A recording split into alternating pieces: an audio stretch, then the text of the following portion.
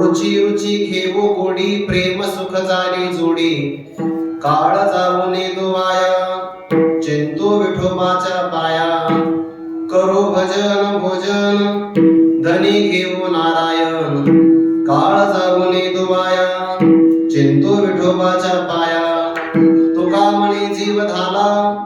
तुका म्हणे जीव धाला होय तुझ्याने विठ्ठला काळ जाऊ ने दुवाया चिंतू विठोबाच्या पाया पांडुरंगा करो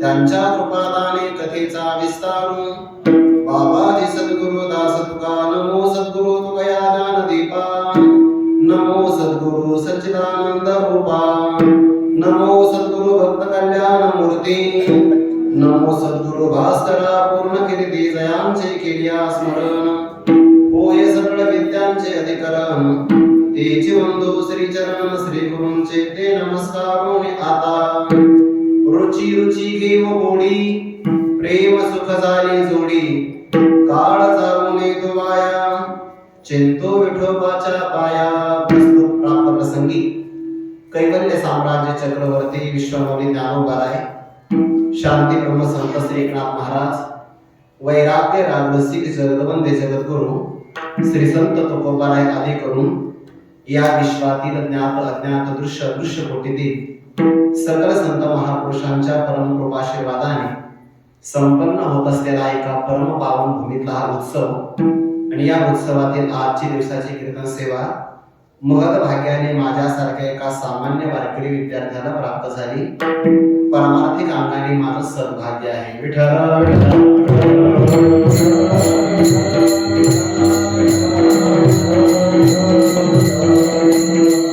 या धर्म मंडपामध्ये उपस्थित आपणा सर्वांच्या अंतःकरणामध्ये विराजमान सर्व व्यापक परमात्म्याच्या सेवेकरिता म्हणून घेतलेला हा अभंग वारकरी संप्रदाय रूपी मंदिराच्या कलशस्थानी विराजित वैराग्य रागरसिक जगदवंदे जगद्गुरु श्री संत तुकोबाराय यांच्या गाथेतील स्वानंद सुखनिवासी गुरुनाम गुरु सद्गुरु जोग महाराजांच्या सार्थ गाथेनुसार तसा हा एकविध प्रकरणातला 4 चरणाचा अभंग असून प्रस्तुत अभंगातून परमार्थात आम्हाला काय लाभ प्राप्त झाला तो लाभ सेवन करत असताना आम्ही आमच्या जीवनातला काळ कोणकोणत्या साधनामध्ये खर्च करणार व्यतीत करणार याचा विचार जगद्गुरु तुकोबाराय आजच्या अभंगातून सांगतात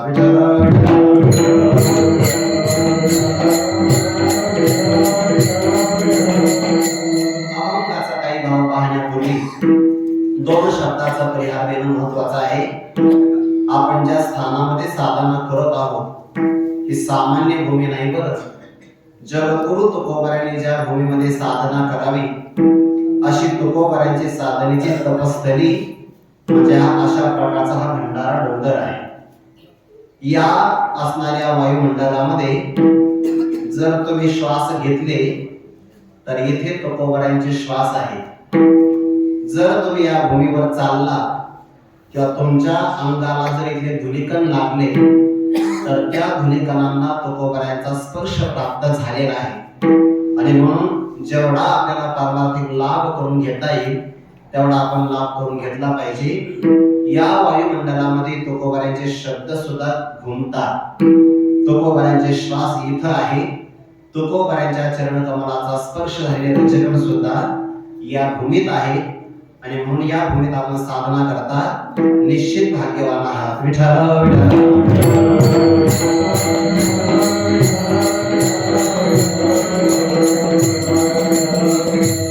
आज माझं भाग्य फार मोठं आहे. वारकरी संप्रदायातलं प्रासादिक भजनाचं वैभव ज्यांच्याकडे पाहिल्यानंतर सहजगत्या प्राप्त होतं.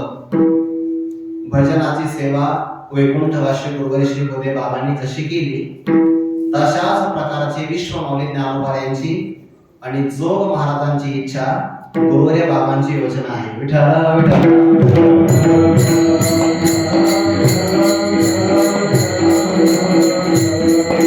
बाबांनी आमच्या सारख्यांच्या कीर्तनाला उपस्थित राहावं एवढा मोठा माझा अधिकार नाही किंवा तेवढा मोठाही मी नाही, पण तो त्यांचा मोठेपणा आहे की ते आज कीर्तनाकरता उपस्थित आहे. ज्ञानोबाची मला ओवी आठवते. देखा बाळकाची आधनी धाईचे का शिष्याचे नी झाले बने होईचे हे सद्गुरूचे कलेने जाणीचे का प्रसवते या. बालक जर तृप्त झाला तर आनंद आईला कळत असतो आणि शिष्य पूर्ण बोधाला प्राप्त झाला की तो आनंद गुरुदेवांना होत असतो. विठ्ठल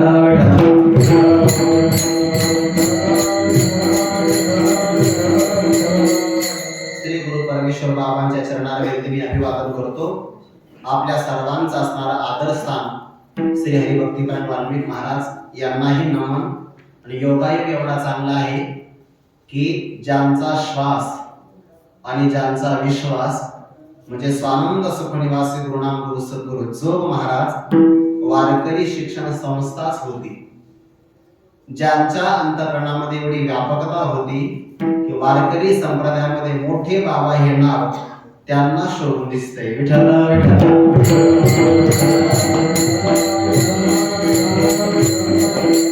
कौतुक करावं तर आपल्या गुरुजनांनीच करावं. कुठेही बाबा गेले तर तो आपला विद्यार्थी आहे, आमच्या संस्थेचा विद्यार्थी आहे असं बाबांनी म्हणावं. इतकं विशाल अंतकरण ज्या महापुरुषांना प्राप्त झालं असे वैकुंठवासी गुरुवर्य श्री विठ्ठल महाराज चौधरी बाबा अर्थात मोठे बाबांच्या पुण्यतिथीच्या निमित्ताने आपण हा उत्सव करत आहात. म्हणून या निमित्ताने सर्व माता भगिनी, भाविक मंडळी आणि गुरुबंधू मंडळी सर्वांच्या चरणाला विनंती अभिवादन करून अगदी 1 तास उरला या नियमाप्रमाणे मी आपल्या समोर सेवा प्रकट करण्याचा प्रयत्न करतो.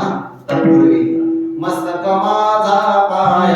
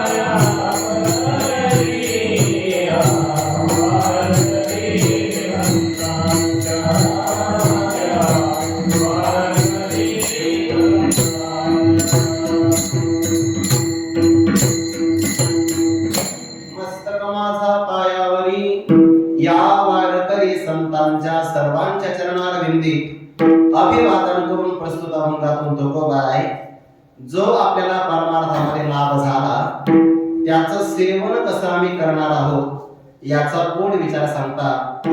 लाभाचा विचार पाहिला तर प्रपंचात लाभ होत नाही, परमार्थामध्ये लाभ झाल्याशिवाय राहत नाही. प्रपंचामध्ये लाभाकरता सगळे जण प्रयत्न करतात, पण जेवढे प्रयत्न केले जातात तेवढा लाभ पुढे जातो, मिळत नाही.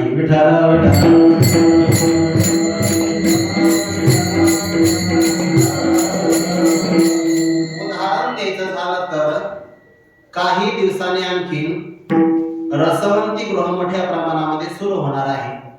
हिवाळ्यात जास्त प्रमाणात रस पिला जात नाही, रस पिला की मग त्रास होतो.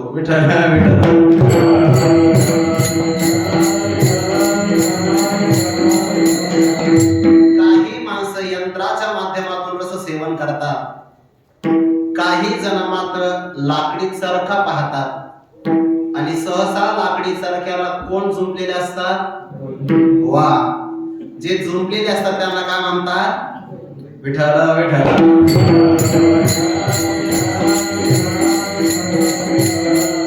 लाकडी चरख्याला बैल झुंपलेला असतो, दिवसभर बिचारा तिथंच फेरे मारतो, पण त्याला मात्र रस चाखायला मिळत नाही. काही बैल हुशार असतात, ते हुशार एवढ्यामुळे असतात तर ते राजीनामा देतात.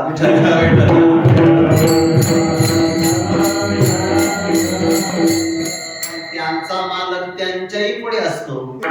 या बैलांनी चालत राहावं, तो चालला तर आपला हा रसवंतीचा घाना चालणार आहे. या करता बैलाच्या मानेवर असणारा जे जू आहे त्या जुवाच्या समोर तो अशी काठी बांधतो, काठीच्या समोर हिरव्या रंगाची लुसलुशीत अशा प्रकारची गवताची पेंडी सुद्धा बांधतो. पेंडी बांधली की बैल चालायला सुरुवात करतो. लाच दिली तर कोणी काम करतंय? विठ्ठल.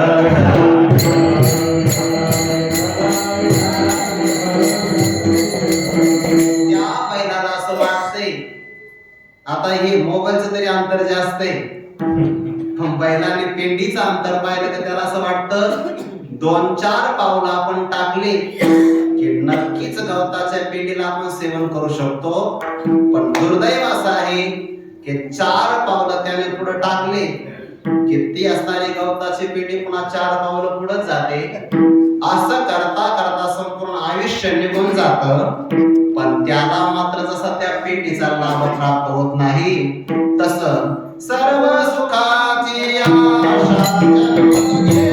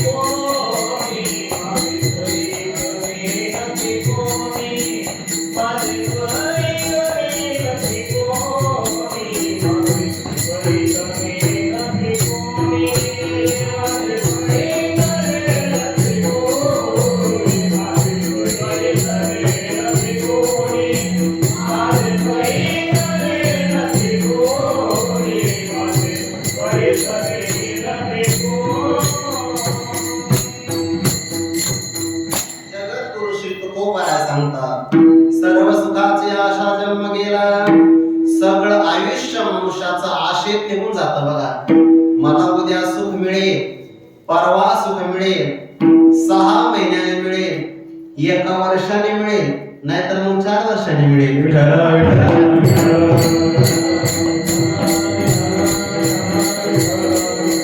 संपूर्ण जीवनाचा कालावधी सुखाच्या आशेत जातो, पण सुख मात्र मिळत नाही. का? ज्या संसारात आपण सुख घेण्याचा प्रयत्न करतो आहे त्या संसाराचं स्वरूपच दुःख आहे. दुःख बांधवडी आहे हा संसार, सुखाचा विचार नाही कुठे. संसार दुःख मूळ चौघडे इंगळ. मग ज्या ठिकाणी दुःख असेल तिथे आपल्याला सुखाचा शोध लागेलच कसा. ज्ञानोबा म्हणतात ना, यया फळना चुंबिता बोलना तुरंबिता, जे काही पंडू सुद्धा ते रुखची आहे. या संसाराला फुल नाही आणि या संसाराला फळही नाही. मग कसा आहे? जसा आहे तसा संसार आहे.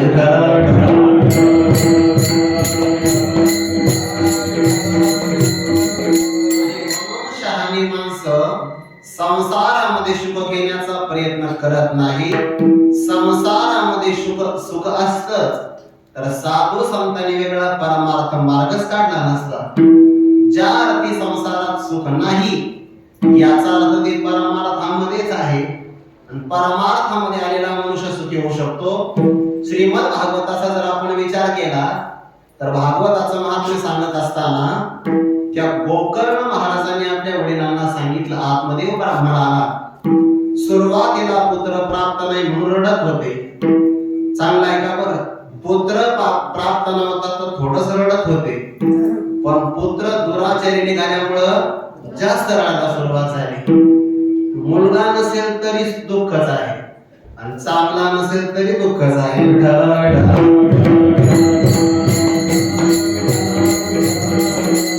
गोकर्ण महाराज आपल्या वडिलांना सांगतात, बाबा संसार असणार आहे, असारो हे कल संसार, संपूर्ण हा संसार असार आहे. बघा ज्ञानोबा सुद्धा सांगतात, लटिका व्यवहार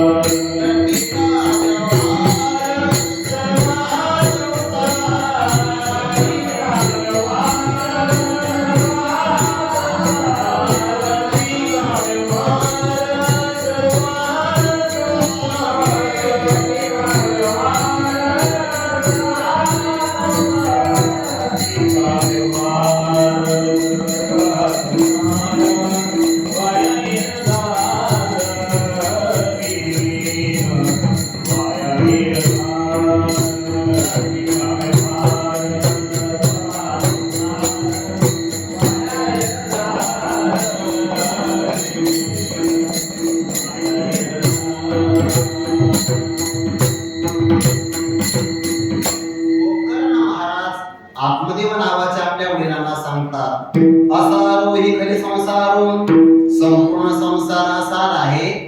त्यामुळे तर सुख कुणालाच प्राप्त होत नाही. न चेंद्रस्य सुखम किंचित न सुखम चक्रवर्तीनः, सुख इंद्रालाही नाही आणि सुख चक्रवर्ती सम्राटालाही नाही. मग सुख कुणाला आहे? सुखमस्ति विरक्तस्य मुनिरेकांत जीविनः, जो विरक्त आहे एकांतामध्ये राहतो त्याला सुख प्राप्त होतं. याचा अर्थ असा झाला, संसारामध्ये लाभ नाही, संसारामध्ये सुख मिळत नाही. परमार्थामध्ये सुखाची प्राप्ती आहे, म्हणून परमार्थ हा लाभकारक आहे. मग शहाण्या माणसाने तोच व्यापार करावा की ज्यामध्ये लाभ आहे. तुका म्हणे लाभ होय तो व्यापार करा, काय फार शिकवावे.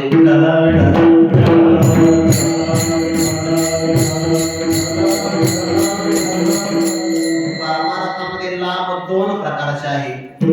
एक लाभ आहे स्थिर स्वरूपाचा, पण दुसरा लाभ आहे वाढत जाणारा. व्यवहारामध्ये आपल्याला प्रपंचात लाभ मिळतो, तो स्थिरही राहत नाही, वाढतही नाही, फार झालं तर त्याच्यामध्ये घट होत जाते.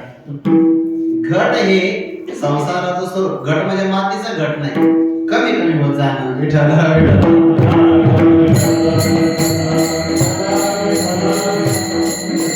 व्यवहारातलं तुम्हाला उदाहरण देतो म्हणजे लक्षात येईल. एखाद्या व्यक्तीने 21,000चा मोबाईल विकत घेतला. महाराज एवढाच काय, मला तेवढाच माहिती, माझा त्यापेक्षा कमी किमतीचा आहे. पण मी असं ऐकलंय बघा, तर हाही बराच महाग असेल. विठ्ठल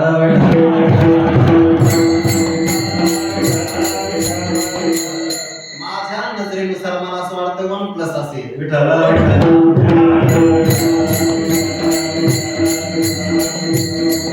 म्हणजे माझी अजून दृष्टी चांगली आहे. असं द्या. 21,000चा एखाद्याने मोबाईल घेतला. संसारातलं सुख कसं कमी कमी होत जातं. पहिल्या दिवशी मोबाईल पासून त्याला जेवढा आनंद मिळतो ना, तेवढा दुसऱ्या दिवशी मिळत नाही बघा. कारण दुसऱ्या दिवशी विचारणारे कमी भेटतात. पहिल्या दिवशी विचारतात ना, केवढ्याने घेतला, कितीला बसला रे, हप्त्याने घेतला का उसना घेतला.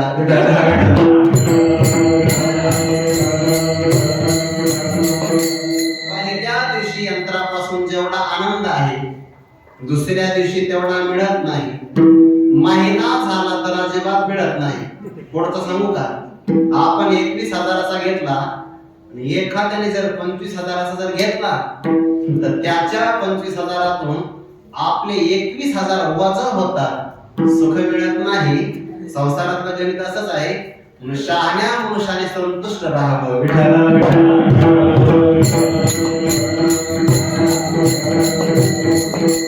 संसारातलं सुख हे घटत जाणार आहे.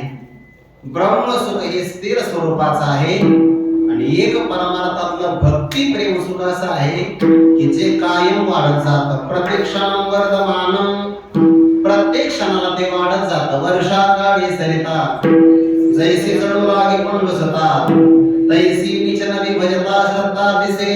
ते प्रत्येक क्षणाला वाढत जातं. बरं, प्रत्येक क्षणाला. विठ्ठल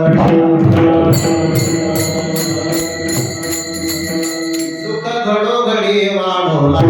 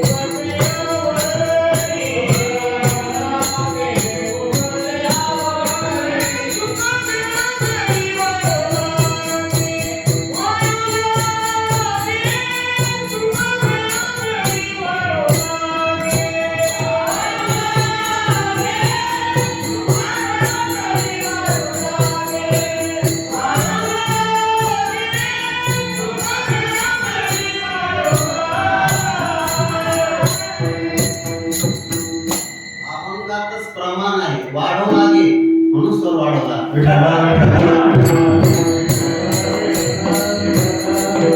मग राम नामी सप्तमी वर, मग राम नामी उपजे आवडी, सुख घडोघडी वाढू लागे. त्याला भक्ती प्रेम सुख असं म्हणतात. ते प्रत्येक क्षणाला वाढत जातं. आणि चांगलं असं आहे. आवाज नका, आवाज नका. विठ्ठल विठ्ठल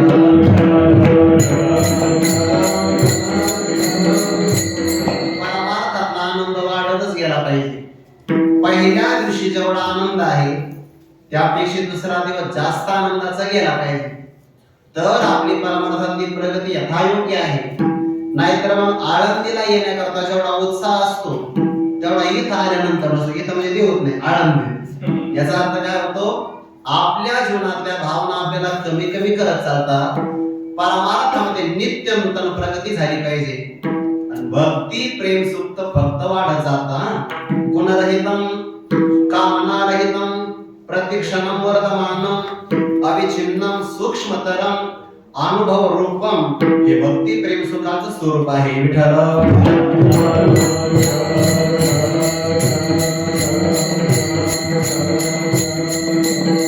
या सुखाची प्राप्ती प्राप्ती सर्वांना होत नाही बरं, अजिबात होत नाही. पुण्य जर आपल्याकडे असेल ते पण 100 यज्ञाचं, तर आपल्याला स्वर्ग मिळेल. ब्राह्मण जन्म 100 एकामागे एक घेतले आणि ब्रह्मकर्म संपादन केलं तर तुम्हाला ब्रह्मलोकाची प्राप्ती होईल. जोडी म्हणजे प्राप्ती. 100 यज्ञाचं पुण्य इंद्रपदाची जोडी. 100 ब्राह्मण कर्म केलं, ब्राह्मण जन्म घेतले तर ब्रह्मदेवाच्या पदाची जोडी. अदृढ किंवा नाही चालणार, दृढ अपरोक्ष ज्ञान संपादन केलं तर मोक्ष सुखाची जोडी. पण प्रेम सुखाची जोडी कशाने प्राप्त होईल? श्री नारद महर्षी असं म्हणतात, याला 2च उपाय आहेत. मुख्यतस्तु महत्कृपैव भगवत कृपा लेशाद्वा. संतांची कृपा प्राप्त झाली तर प्रेम सुख प्राप्त होत, किंवा देवाच्या कृपेचा प्रसाद मिळाला तरच आपल्याला प्रेम सुख प्राप्त होतं. प्रेम देवाचे देणे, देहभाव जाये जेणे. न धरावी मनी शुद्धी देश काळाची, मुक्त लज्जा विरहित. प्रेम हे फक्त देवाचं देणं आहे. आणि ज्याला परमात्मा प्रेम देतो, स्वतः परमात्मा त्याच्या अधीन होतो. 9व्या अध्यायामध्ये परमात्मा असं म्हणतात, तया माझी असावी ज्याची चाल, तरी देची पूर्वी कोड. का सेवा म्हणते तरी आड प्रेम सुये. जर त्या भक्ताला माझी सेवा करायची असेल तरच मी त्याला प्रेम प्रदान करतो. आणि प्रेम ज्याला प्राप्त झालं तो परमार्थातला सर्वात मोठा श्रीमंत आहे.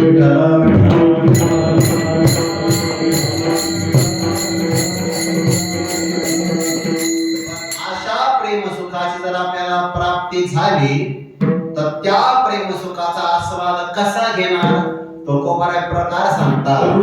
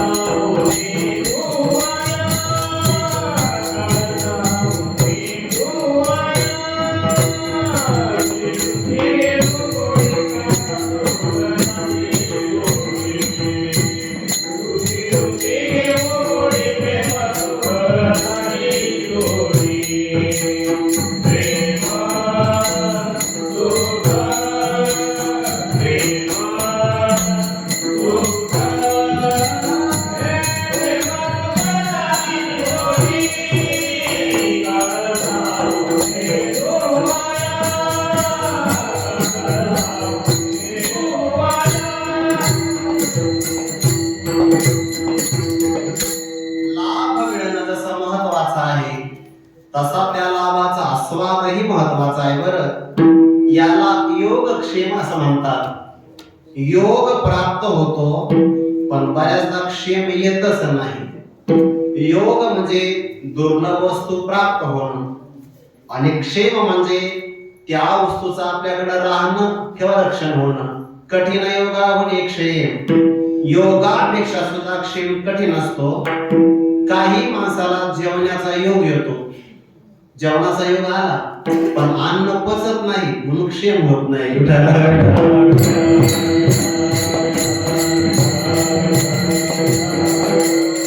खरं तर असं आहे, मोबाईल सायलेंट करा.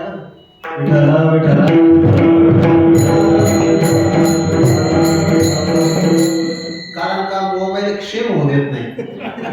कीर्तनामध्ये जरी येण्याचा योग आला ना तर मोबाईल मुळे क्षेम होत नाही. ऐका, एका मनुष्याला जेवणाचं आमंत्रण मिळालं.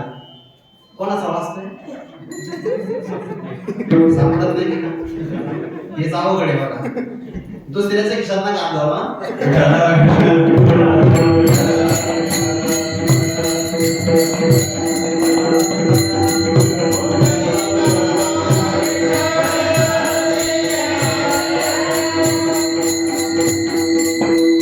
एका विद्यार्थ्याला आमंत्रण मिळालं जेवणाचं.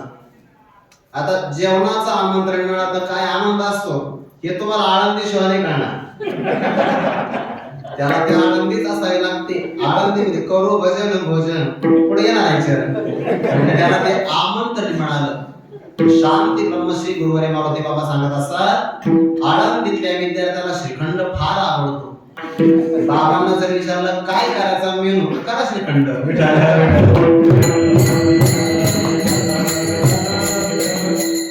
महाराज पंक्ती घालणाऱ्याला आश्चर्य वाटते. आता शहरातले माणसं 100 ग्राम श्रीखंड खातात, खूप झाला तर 200 ग्राम. आपल्यातले काही काही असे अधिकारी आहेत 1 किलो खाल्ल्याशिवाय माग सरकत नाही. बिचाऱ्याचा पोट मजबूत असतो, फक्त एवढंच आहे की आतडे पॅक होऊ नये.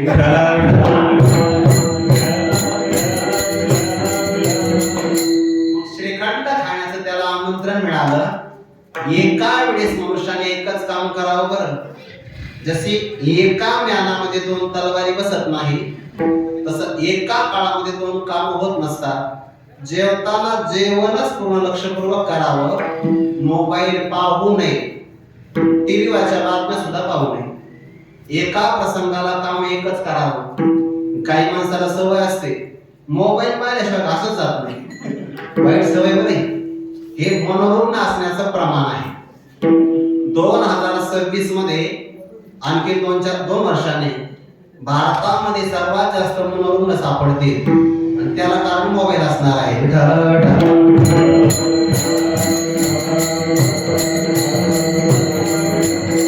काही लोक आताच मोबाईलच्या आहारी चालले. आताच आपला मोबाईल वाजला नाही तरी पण काही लोकांना आपला मोबाईल वाजला असा भास होतो. तर हा भास म्हणजे त्यांची पहिली पायरी मेंटल होण्याची.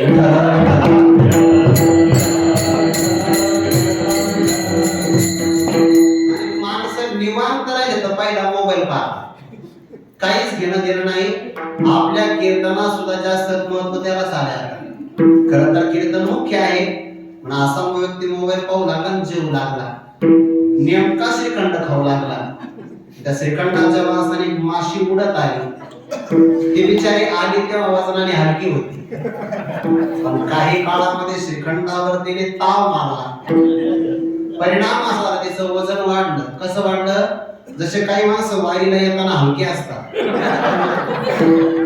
पालखी सोहळ्यात येताना हलके असतात, पण जेव्हा घरी जातात मग कळतं काय वजन वाढलंय.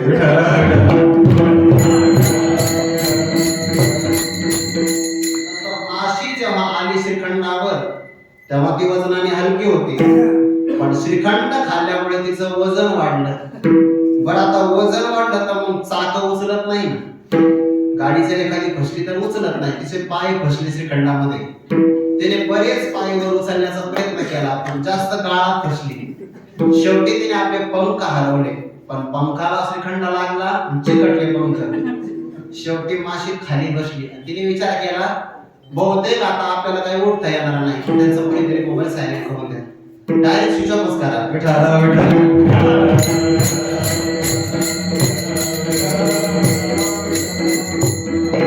परमार्थाला प्रतिबंध आहे हा मोबाईल. कलियुगाने परमार्थ होऊ नये याकरता घेतलेला अवतार म्हणजे मोबाईल.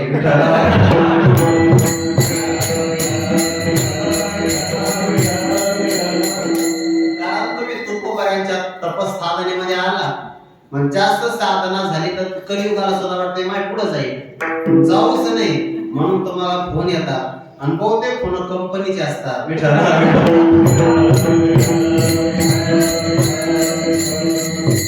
त्या माशीने सगळे प्रयत्न केले पण तिला काही उचलता येणार नाही पाय. शेवटी ती तशीच थांबली. खाणाऱ्या व्यक्तीचा मोबाईल कडे लक्ष आहे, त्याने तो घास उचलला पण त्याला असं वाटलं इलायची आहे. इलायची म्हणून त्याने श्रीखंडातली माशी खाल्ली. परिणाम माशी आपल्या गिळवी परी पुढीला वांती शिनवी. ते कश्मळ आठवी आचरण जे माशी घासा बरोबर आपल्या पोटात जाते, पोटातलं सगळं बाहेर आणते, वांती होते. जेवणाचा योग आला पण पचण्याचा क्षेम झाला नाही. तसं प्रेम सुख झाली जोडी, भगवंताच्या प्रेम सुखाची प्राप्ती झाली याला म्हणतात योग. आणि तोपर्यंत आमच्याकडे क्षेमही झाला. कसा? रुची रुची घेऊ गोडी. या प्रेम सुखाचा मी अगदी आवडीनं गोडी म्हणजे आस्वाद घेऊ. विठाला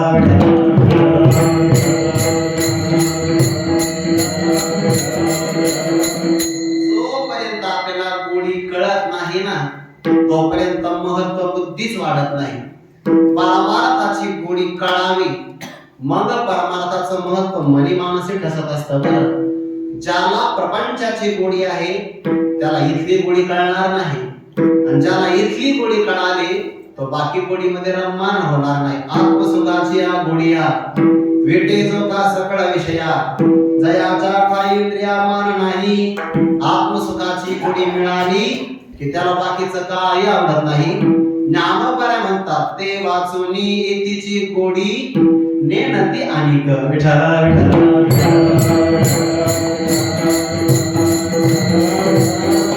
या परमार्थाचा लाभ होणार कुणाला? ज्ञानोबा फार गोड देतात बघा. ज्ञानोबा म्हणतात जे आत्मबोधाची आवडी, केली स्वर्ग संसाराची कुरोंडी. ते वाचून तिची गोडी नेनती अनिक. दुसऱ्यांना मात्र ही गोडी काढणार नाही. ज्याने आत्मसुखा करता स्वर्ग आणि इहलोकातल्या सुखाला लाथ मारली आहे ते वाचून तिची गोडी नेनती अनिक. आणि मग ही गोडी प्राप्त झाली तर त्याचं रुची रुचकर पद्धतीनं प्रेमाने सेवन करावं. विठ्ठला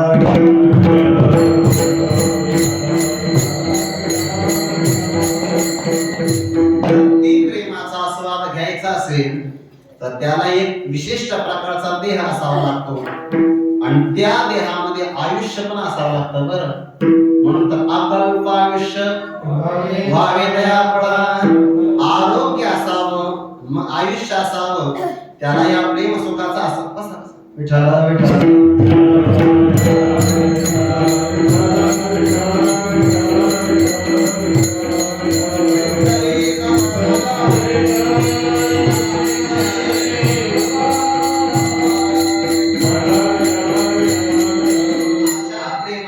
जर प्राप्ती झाली आणि त्याची गोडी घेण्याची चटक लागली तर मनाला काही आवडत नाही. बघा, ज्ञानोबा मनाचा स्वभाव सांगतात. काजे मनाचे कणके जे देखिले गोडीची ठाया सुखे, मनोने अनुभव सुखाचे कौतिके दावीत जायचे. पण मनाला भक्ती प्रेम सुखाची गोडी लावायची असेल तशी एकदम लागत नाही. त्याला हळूहळू प्रयत्न करावा लागतो.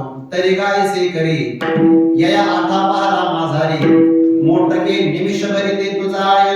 मग जे जे का निमिख देखील माझे सुख, ते तुले अरोचक विषय घेईल.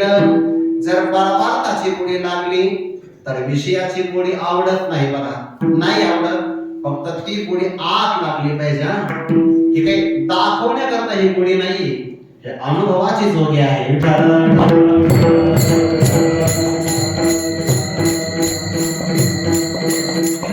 आणि मग भगवंताच्या प्रेम सुखाची आम्हाला प्राप्ती झाली, त्यातल्या गोडीचा मी आवडीने सेवन करू. या सेवनाकरता आम्हाला जे आयुष्य मिळालेलं आहे ते आयुष्य आम्ही दक्षतेनं व्यतीत करू. कशा पद्धतीनं? विधीचरणात तुकोबारा सांगतात.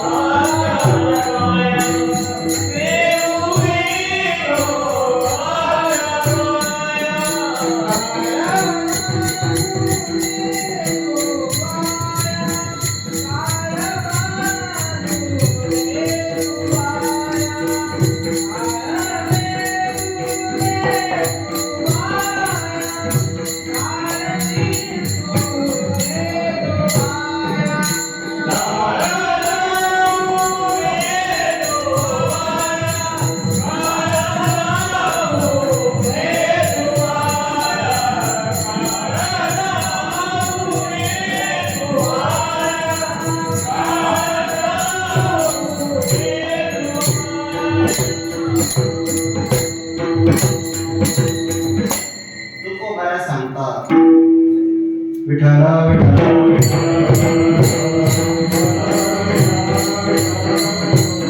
ज्या प्रेम सुखाचा आम्हाला लाभ प्राप्त झाला त्याची आम्ही रुचीपूर्वक गुढी सेवन करणार, पण त्याकरता काळ जाऊन येतो वाया, चिंतो विठोबाच्या पाया. विठ्ठला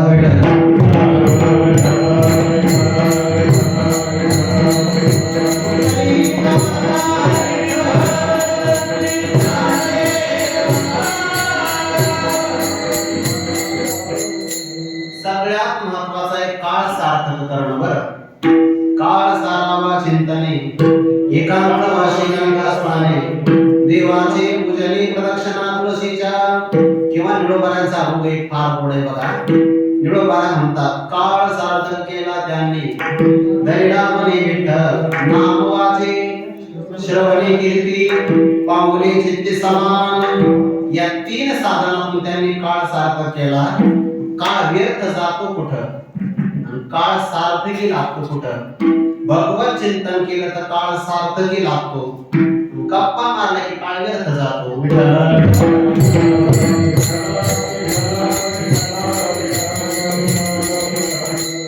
शांती ब्रह्मसंत श्री एकनाथ महाराजांनी एकनाथी भागवतामध्ये दत्तात्रयांचे 24 गुरु सांगितले आणि त्या 24 गुरु मध्ये लग्न झालेलं नाही अशा एका कुमारिका कन्येला त्यांनी गुरु केलं. ते गुरु का केलं, त्या कन्येपासून त्यांनी काय बोध घेतला या बाबतीत नाथ महाराजांनी विस्तार केला. एका गावामध्ये दत्तात्रय प्रभू भिक्षा मागण्याकरता चालले. त्या गावामध्ये एका घरासमोर थांबले. लक्षात आलं की मुलीचं लग्न ठरलं होतं, फक्त अजून झालेलं नव्हतं. त्या मुलीला घरामध्ये एकटं ठेवून आई वडील कुलदेवतेच्या यात्रेकरता निघून गेले. मुलगी घरामध्ये एकटीच आहे, पण नेमकं त्याच प्रसंगाला वर पक्षातले काही माणसं त्या मुलीचं शिक्षण, तिचं वर्तन, तिचा व्यवहार, तिचा अशा प्रकारचं आचरण याचं परीक्षण करण्याकरता मुद्दाम आले. म्हणून ज्यांचे जुन्या काळात लग्न झाले ते भाग्यवान होते.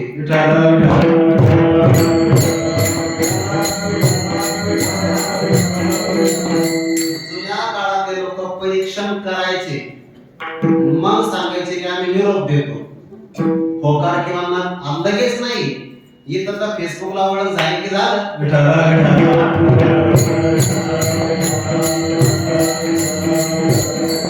आता लग्न लागलेलं आई बापाला कळतं की आपल्याला खर्च करायची गरज नाही, लग्न करूनच आले. सगळ्या सुपारण देते.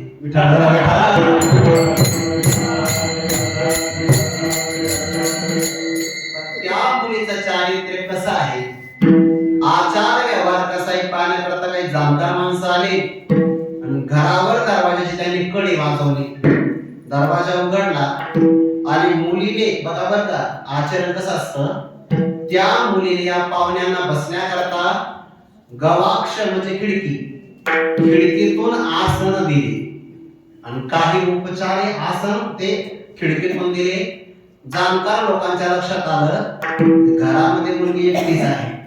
लक्षात आलं, मुलीने सांगितलं आई बाबा थोड्या वेळाने येतील, आपण जेवण करून जा. ते म्हणजे काय हरकत नाही, वाट पाहतो. पण मुलगी घरात गेली. तिने जुन्या काळात उतरंडी होत्या, आता पण काही भागामध्ये असते बघा, मडके ठेवले जातात एकावर एक उतरंड. तिने ते उतरून पाहिली तर त्या एका उतरणीच्या डेऱ्यामध्ये त्याला तांदूळच सापडला नाही. साळी भरपूर होत्या पण तांदूळच नव्हते. तिने विचार केला आईला यायला उशीर लागेल, नंतर शोधाशोध करावी तर दारिद्र्य प्रगट होईल ना, आणि आपल्या वडिलांचं नाव जाईल. याला मुलगी काय हुशार मुलगी म्हणतात, शिकलेली भोगलेली नाही.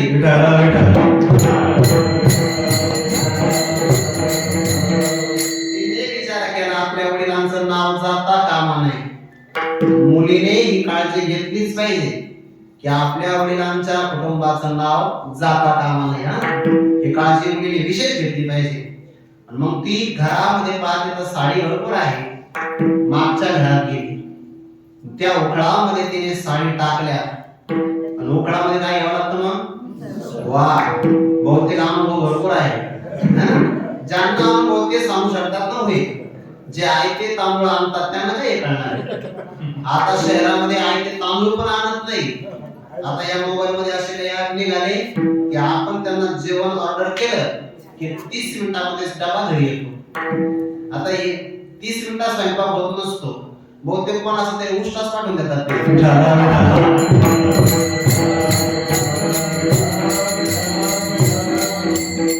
लोक आवडीनं खातात ना, रुची रुची हे गोडी. त्याचं कारणच ते कोणीतरी उष्टा टाकल्याशिवाय यांना चव लागतच नाही. आता जुन्या काळात तसं होतं.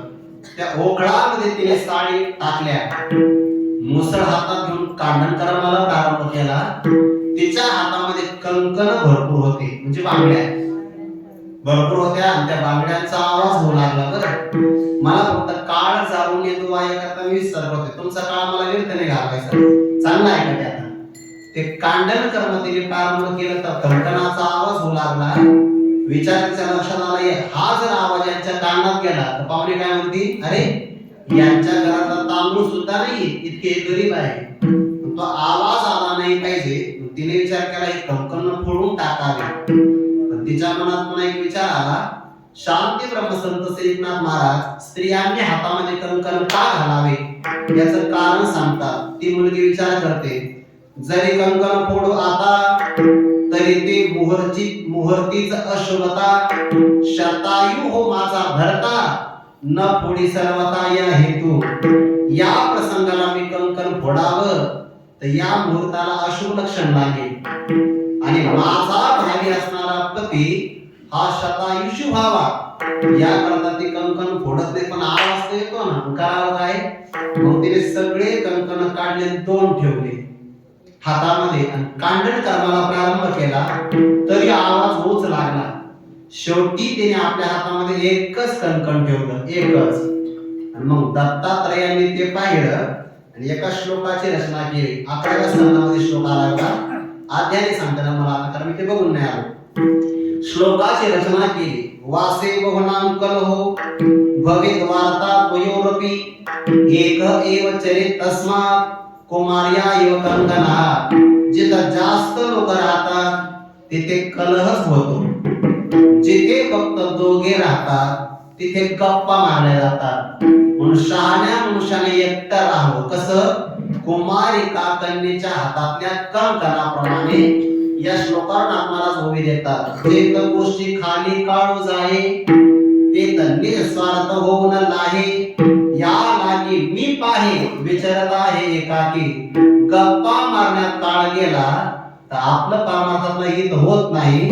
म्हणून शहाणा मनुष्य एकटाच राहतो, आपल्या जीवनातला क्षण सुद्धा वाया जेवत नाही. काळ जाऊन येतो वाया. सगळ्यात मोठी श्रीमंती कोणती असेल तर आयुष्याचे मिळालेले मौल्यवान क्षण.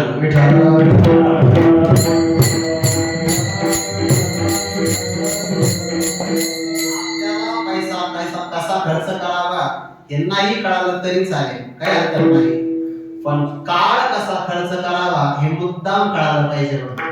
काही लोक म्हणते, आज आम्ही लय टाइमपास केला, मूळ काय तू विठ्ठल.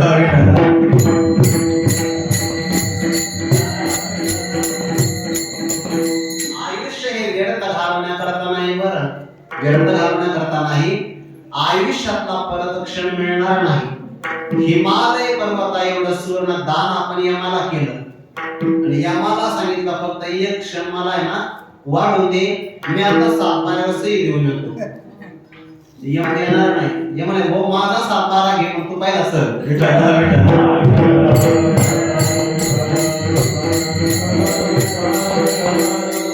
आयुष्य जात आहे बा.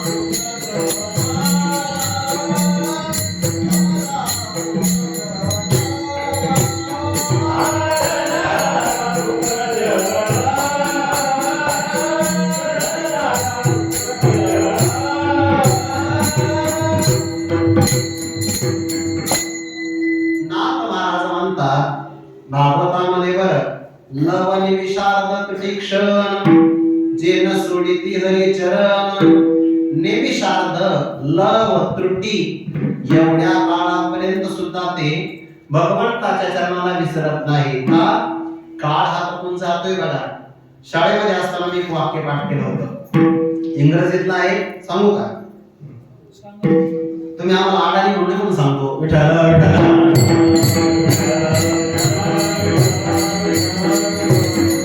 मला इंग्रजी शब्द वापरायची काही हौस नाही, पण ते आता शाळेतच पाठ केलं होतं म्हणून सांगतो बरं.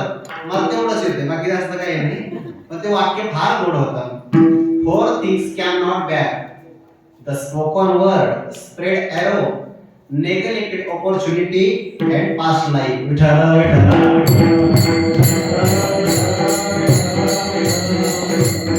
आमच्यामध्ये जमादार महाराज जास्त शिकलेले आहे सगळ्यामध्ये बघा, चांगलं शिक्षण झालेलं आहे, पण बिचारे साधू वेशामध्ये राहतात.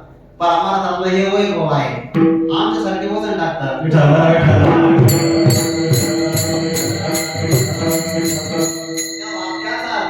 चार गोष्टी एकदा गेल्या की परत मागे येत नाही. धनुष्यातून सुटलेला बाण परत मागे येत नाही. मुखातून गेलेला शब्द परत मागे येत नाही. दुर्लक्षित झालेली संधी परत येत नाही. निघून गेलेलं आयुष्य परत येत नाही.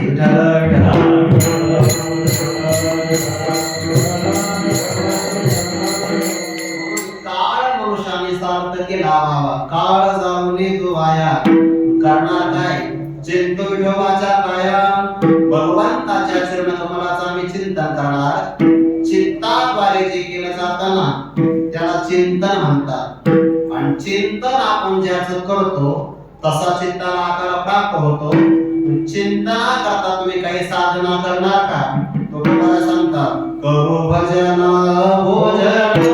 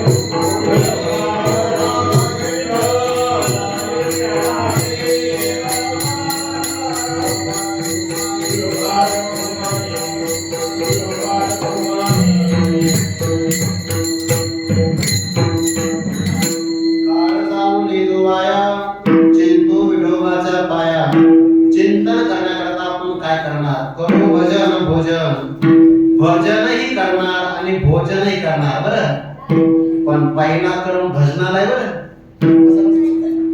पहिला क्रम भजनाला आहे, नंतर भोजनाला.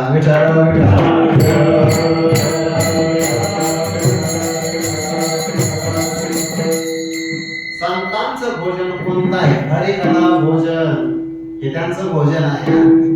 संत संतांचे भोजन अमृताचे पान हे त्यांचं भोजन आहे. हरी कथा ऐकायला भेटणं हे त्यांचं भोजन आहे. आपण ज्या ज्या इंद्रियांनी जो जो विषय घेतो ते त्या त्या इंद्रियांचं भोजन असतं. मला उत्तर देत चला बरं. कानाचं भोजन काय आहे? श्रवण. नेत्राचं भोजन दर्शन. थोडं पारिभाषिक शब्द ऐकणं नाही, श्रवण म्हणायचं. पाहणं नाही, दर्शन.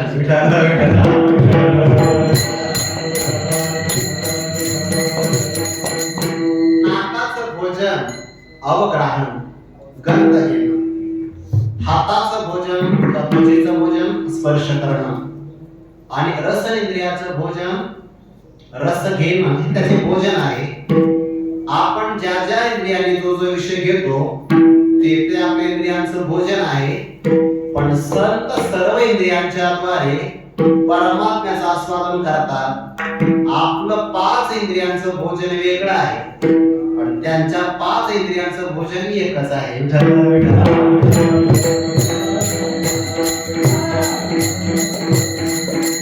प्रमाण देतो लक्षात येईल. विषय येतो त्यांचा झाला नारायण. कसा विषय झाला? मग मीची डोळा देखिला, जे कानी मीची ऐकेला, मीची मनी भावेला वाणीला माझ्या. किंवा डोळा जे देखावे का कानी हना ऐकावे, मनी जे भावावे बोलावे वाचे. पुढची होई जयांचे वाचे माझे आला, दृष्टिभोगी माझे रूप. जयाचे मन संकल्प माझाचे वाहे, माझी कीर्ती होईल. जयाचे रीती नाही श्रवण, जया सर्वांगी भूषण माझे सेवा. संत त्या इंद्रियांच्या द्वारे परमात्म्याचं सेवन करतात. हे त्यांचं भोजन आहे. आणि प्रेमाने जे गायन करतात ते त्यांचं भजन आहे. करू भजन भोजन. आम्ही भजनही करणार नंतर भोजन करणार. ज्याचं भजन चांगलं आहे त्याचं भोजनही चांगलं होतं. तुम्ही बघा ना, सासवडचा दिवे घाट आपण चढून जातो. नेमकी एकादशी असते. महाराज ते एकादशीला तिथलं भजन हे म्हणजे आपली परीक्षा असते. का बरं? एक तर एकादशी वाटप एवढं असतं. काही काही लोकांच्या पिशव्या फिनोलेक्सच्या असतात.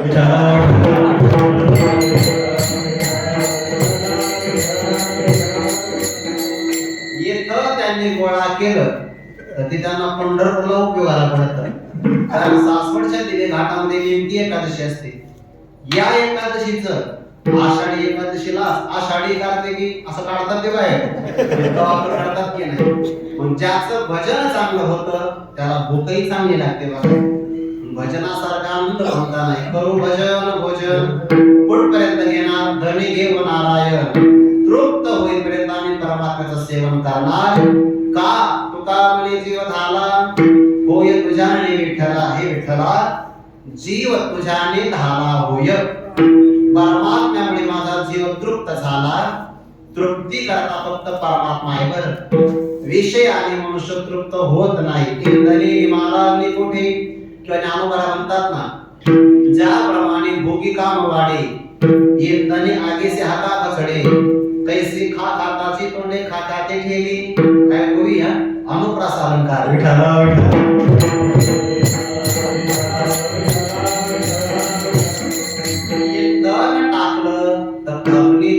होत नाही तसं विषय आणि अंतःकरण तृप्त होत नाही. फक्त परमात्म्याने अंतःकरण तृप्त होतं. ज्याचं अंतःकरण परमात्मा सुखाने तृप्त झालं हे ज्याचं भजन भोजन आहे त्याला बाह्य भोजनाची कोणती पण रुची आवडत नाही. बरं, कारण तो इंद्रियावर येतच नाही. ज्ञानोबा म्हणतात आत्मसुख उपायले जयासी आपण पेची फावले, तया विषय सहज सांडवले म्हणून काही. तो इंद्रियांच्या गावातच येत नाही. इंद्रियांच्या गावात रममान होत नाही.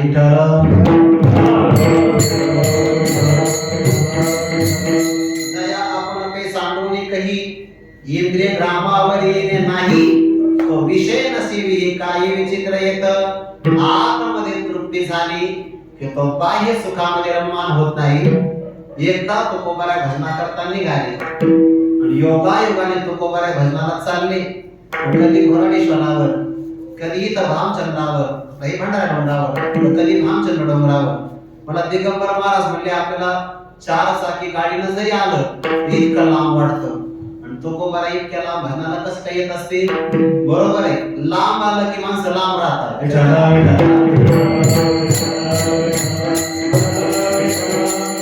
कोणताच विक्षेप होऊ नये एवढ्या लांब तुकोबाला भजना करता यायचे.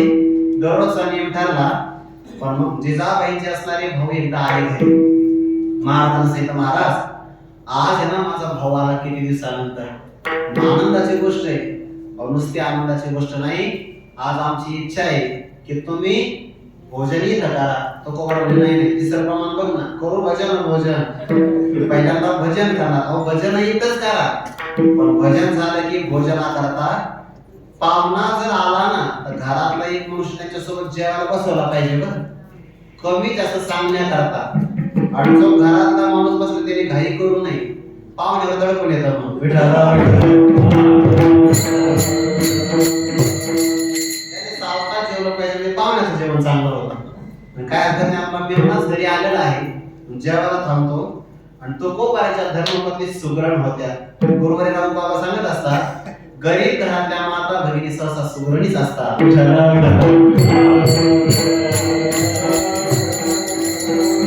श्रीमंत घरातल्या मुलींना त्यांच्या माता स्वयंपाक घरात जाऊ देत नाही, त्यामुळे बिचाऱ्या स्वयंपाक शिकतच नाही. खरंच नाही शिकत त्या स्वयंपाक, ते फक्त तेल जास्त वापरतात पण चव कशालाच येत नाही. आपला तो माझा काही पाकशास्त्राचा क्लास नाही, फक्त मी सहज सांगतो. जिजाबाई सुगरण होत्या, इतका सुंदर स्वयंपाक केला, इतका सुंदर. पण आनंदाच्या भरामध्ये त्या भज्यामध्ये मीठ टाकावं विसरल्या, बासुंदीमध्ये साखर टाकावी विसरल्या. आनंदामध्ये असं होत असतं. आणि मग जेवणा करता तो कोपर आहे, तो कोपरांचे मेवणे बसले. आता ज्याच्या करता आवडीनं स्वयंपाक केला ते ताट वाढूनच आणलं होतं. खरं तर असं आहे, ताट वाढून आणूच नाही, ताटात वाढावं. जे पहिल्यांदा ताट वाढावं, नंतर पदार्थ वाढावे. मग कळताना आपलं किती घ्यायचं, कोणता घ्यायचा नाही पदार्थ. काही लोक आपल्याला बसवतात, सगळं तयार करून आणतात. मग आपल्याला म्हणावं लागतं हे काढा ते काढा, आणि ते आपल्यावर वजन टाकतात. महाराज पहिलीच तर वाढे, अरे हेच तर भरपूर वाढे.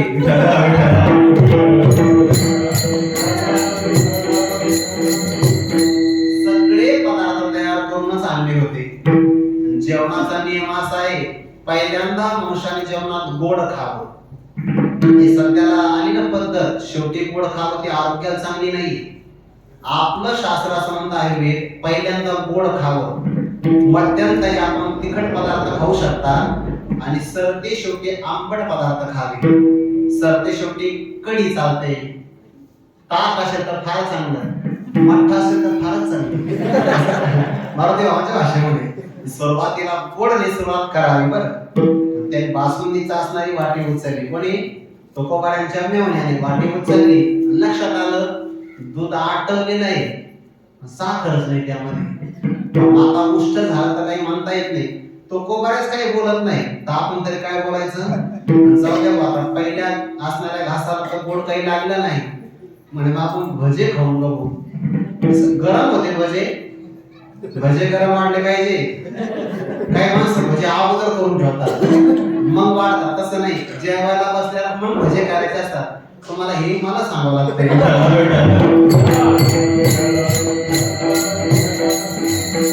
सोमवार असल्यामुळे जास्त वर्णन नाही करत, नाही तर मग चांगलं वर्णन केलं असतं. तो मला का म्हणतात खरंच झाले असते.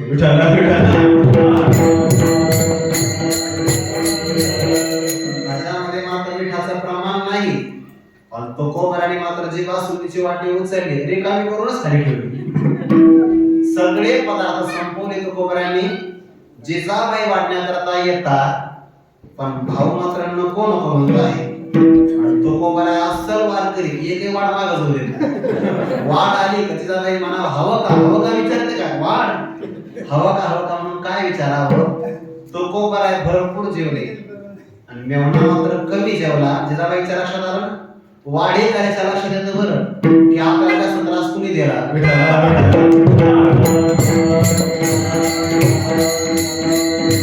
अंतःकरणामध्ये अशी तळमळ निर्माण झाली की भाऊ जेवलाच नाही. स्वतः स्वयंपाक वाढला जेवायला बसल्या, बासुंदीची वाटी घेतली तर साखरच नाही. भजे खातात तर त्यामध्ये मिठाचं प्रमाण नाही. तुकोबाराने बोलवलं, इकडे या. आलो म्हणे. का म्हणे, माझा भाऊ जेवला नाही. नसेल जेवला, भूक नसेल. असं काही नाही, भूक होती पण जेवला. आता नाश्ता पण आला असेल. नाश्ता करायचा सकाळपासून तुमच्या सोबतच आहे. अहो, स्वयंपाक करताना बासुंदीमध्ये साखर नव्हती, भाज्यामध्ये मीठ नव्हतं. तो कोबरा म्हणे, स्वयंपाक तर काही मी केला नाही, स्वयंपाक तर तूच केला. अहो, हे खरं आहे की स्वयंपाक केला, पण सांगणं तर काम तुमचं आहे ना. तो कोबरांचं उत्तर आहे, काय खातो आम्ही, कासया सांगाते कैसे हे लागते निरोगी. आम्ही कोणता पदार्थ खातो, कशा सोबत राहतो, हे आम्हालाच माहिती नाही का. तुका म्हणे, जीव झाला होय तुझ्या विठ्ठला, त्या व्यक्तीला माहिती काही आवडत नाही. यासाठी काळ जाऊने दोहाया, चिंतू विठोबाच्या पाया. ज्ञानेश्वर